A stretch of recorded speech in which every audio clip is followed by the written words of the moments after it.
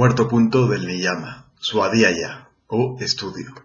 O bueno, mejor dicho, autoestudio.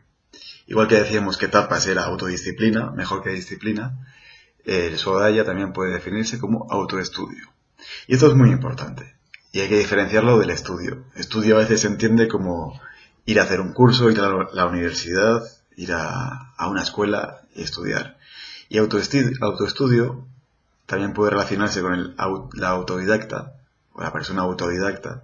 Es aquella persona que lee o estudia por su cuenta en su casa. Y este punto del niyama, al que alude Patanjali en los Yoga Sutras, es muy importante. ¿Por qué?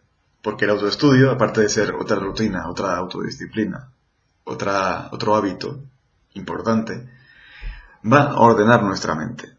La lectura, en este caso, nos va a ayudar a pensar, nos va a enseñar a pensar, por un lado. Y por otro nos va a dar conocimiento. Y el conocimiento es muy, muy importante. El conocimiento es poder. El conocimiento es la guía que luego va a hacer mejor nuestra práctica. Bien, ¿por qué nos va a enseñar a pensar? Porque al final todos pensamos con palabras. Todos. Nuestros pensamientos los generan las palabras. Y si leemos, enriquecemos nuestro vocabulario, enriquecemos nuestra cultura y aprendemos a pensar mejor. Las personas analfabetas, sin usar este término como algo despectivo, son aquellas que no saben ni leer ni escribir. Pero son analfabetas no por eso, sino porque tampoco saben pensar. No saben pensar correctamente porque no saben construir frases ni pensamientos en su cerebro de forma óptima. Entonces la lectura es de obligado cumplimiento. Hay mucha gente que no le gusta leer, hay mucha gente que no le gusta la teoría y que quiere la práctica. Hay mucha gente que solo quiere hacer práctica porque piensa que la práctica es lo importante, que lo es. Pero el conocimiento teórico va primero. Hay una frase de Sivananda que dice: más vale una onza de práctica que toneladas de teoría. Y eso hay que entenderlo muy bien. Porque si bien es cierto que la práctica es muy importante, la teoría también lo es importante. Eso es como sacar el carnet de conducir. Al principio hay una parte teórica que hay que aprender y hacer un examen. Cuando sacamos la parte teórica no significa que sepamos conducir, pero eso después nos ayudará a conducir mejor. La teoría hay que conocerla, hay que enriquecerse, hay que ganar en cultura, en teoría, para luego, a la hora de experimentar, de hacer la práctica, saber lo que nos podemos encontrar, tener una guía, una referencia, unas herramientas intelectuales para poder descubrir aquello que tengamos que descubrir. La práctica es lo que transforma al hombre, pero el conocimiento es importante. Esto es como un mapa del tesoro. Queremos encontrar un tesoro y tenemos el mapa con la indicación exacta de dónde está ese tesoro. Eso es la teoría, eso es el conocimiento. Saber dónde hay un tesoro no significa que lo tengamos, evidentemente, porque luego hay que desenterrarlo, y desenterrarlo es difícil. Eso es la práctica. Teoría es saber dónde está el tesoro, dónde hay que excavar, y la práctica es pues hacer los ejercicios, las rutinas para desenterrar ese tesoro. Pero si no sabemos dónde tenemos que cavar, dónde está ese tesoro, por mucha práctica que hagamos, no vamos a encontrarlo. Entonces, ahí está la importancia de la teoría, del autoestudio, de la lectura, para enriquecernos culturalmente, aprender a pensar mejor y a la vez tener nociones teóricas de conocimiento sobre lo que tenemos que hacer y lo que hay que encontrar. Y después, cuando lo encontremos, debido a la práctica, a la experiencia, veremos que eso no contradice la teoría ni las tradiciones. Y entonces eso ya no será conocimiento teórico, será sabiduría. Y la diferencia entre el conocimiento teórico y la sabiduría está en que la sabiduría es algo experiencial, es algo que hemos vivido. Conocimiento se puede tener de muchas cosas, y eso es conocimiento, teoría. Y una vez que vivimos y experimentamos, ya no es solo conocimiento teórico, ya es conocimiento vital o experiencia vital o sabiduría. Pero hay que leer, hay que potenciar esa lectura y ese autoestudio. Bien, ¿pero leer qué? Hay millones de libros. Bien, generalmente cuando se dice el swadhyaya o autoestudio, se refiere a textos clásicos, textos digámoslo así, de la literatura sagrada o clásica. En la India hay dos tipos de libros. Bueno, dos tipos, en la India tradicional, en la cultura hindú. El Smriti, que es la literatura o el texto revelado o inspirado por Dios, como dirían los judíos cristianos.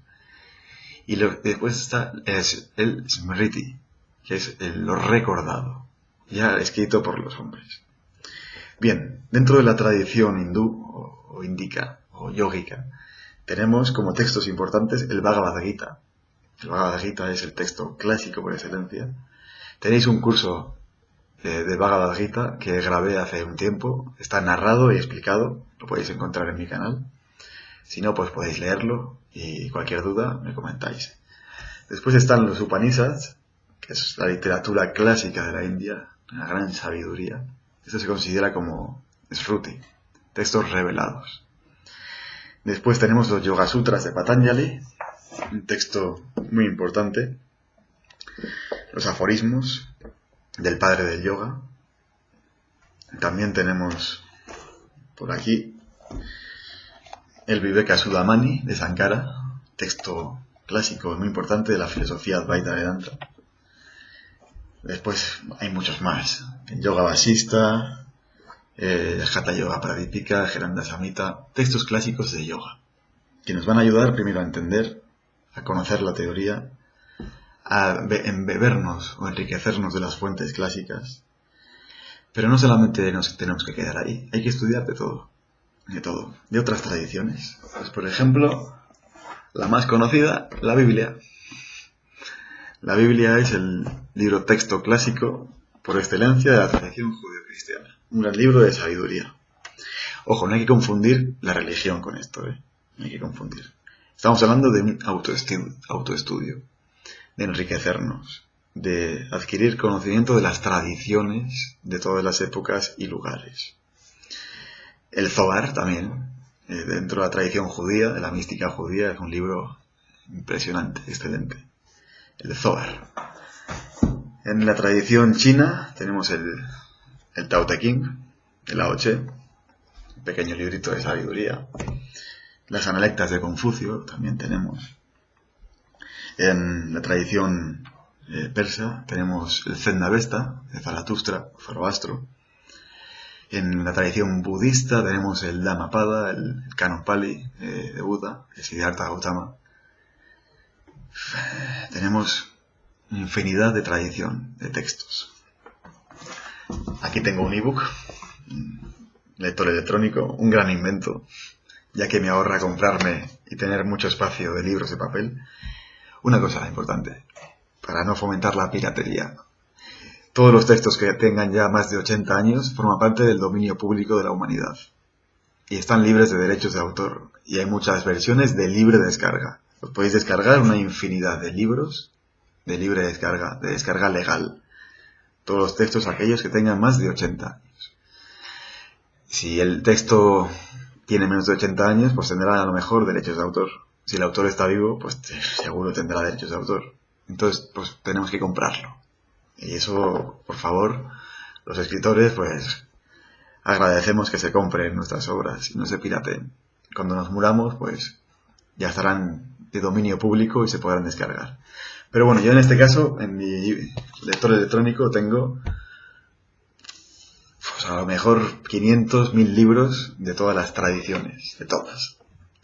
Y bueno, pues me gusta leer de todo, todas las tradiciones, y eso forma parte de mi rutina diaria, de mi rutina de trabajo de yoga.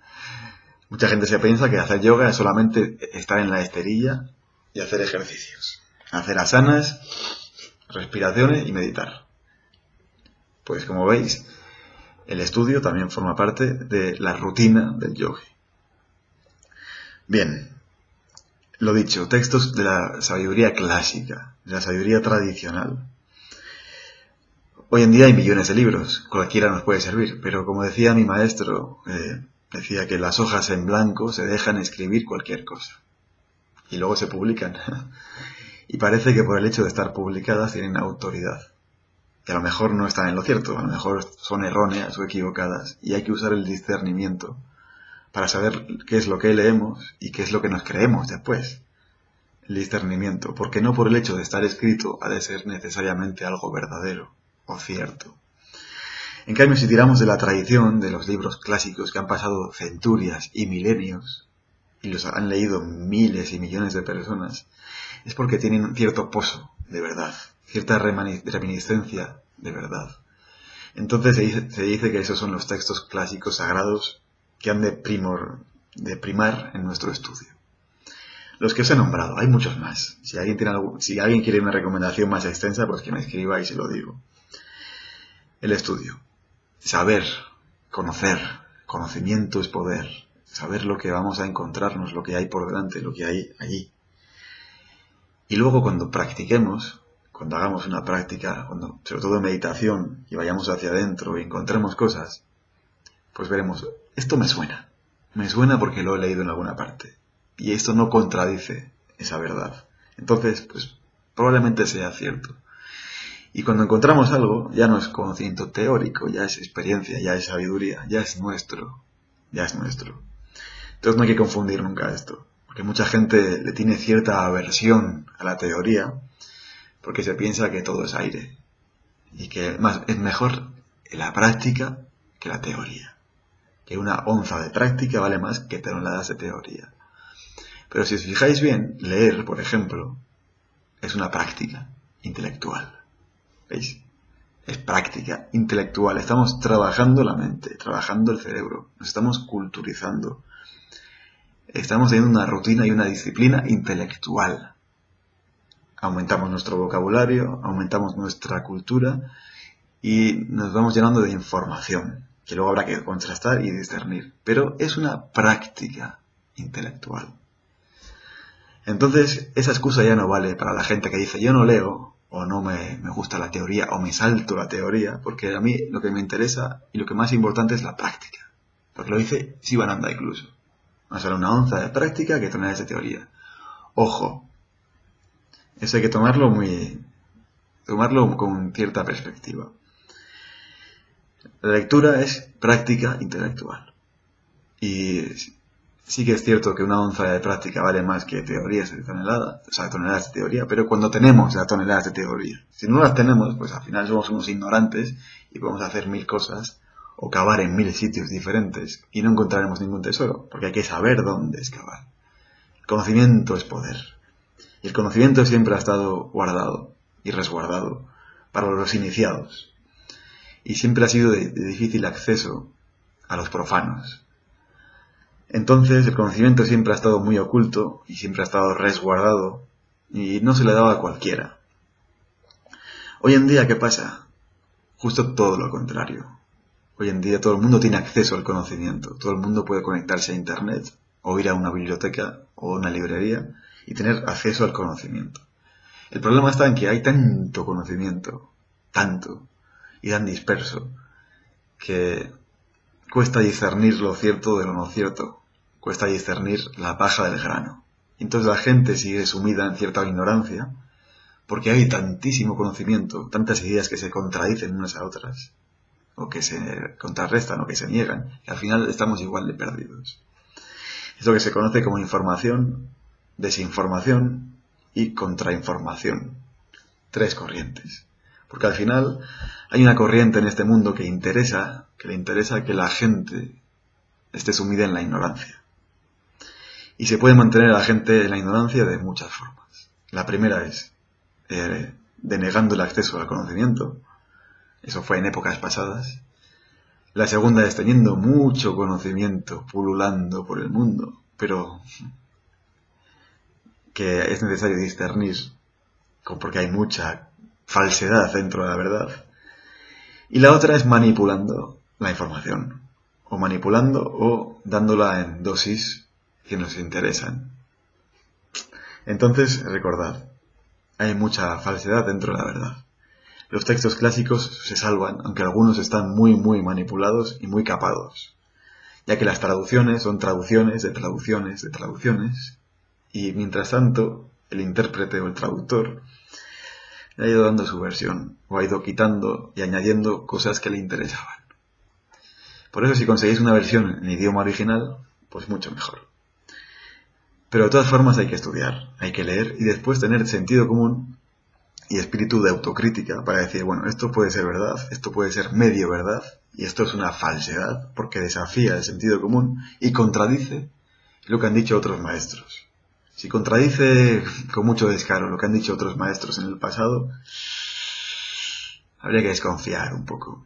Si contradice el sentido común, hay que desconfiar también. Entonces no es un estudio de lo leo y me lo creo. Es un estudio de lo leo, lo analizo, lo investigo, lo contrasto, lo comparo y luego saco mis propias conclusiones. Y lo dejo almacenado en mi mente, en mi memoria, en forma de datos, en forma de conocimiento. Y después cuando haga mi práctica, mis ejercicios, mi experiencia, pues tiro de mi banco de datos y digo, por aquí voy bien, por aquí voy mal. Si no lo sé, lo puedo deducir.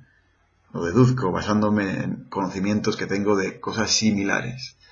Por eso es importante tener una mente bien amueblada, una mente llena de conocimiento, una mente que ha leído mucho, que se ha informado de mucho y con buenos recursos de deducción, de inducción, de razonamiento y de memoria, para luego hacer una práctica muchísimo más fructífera.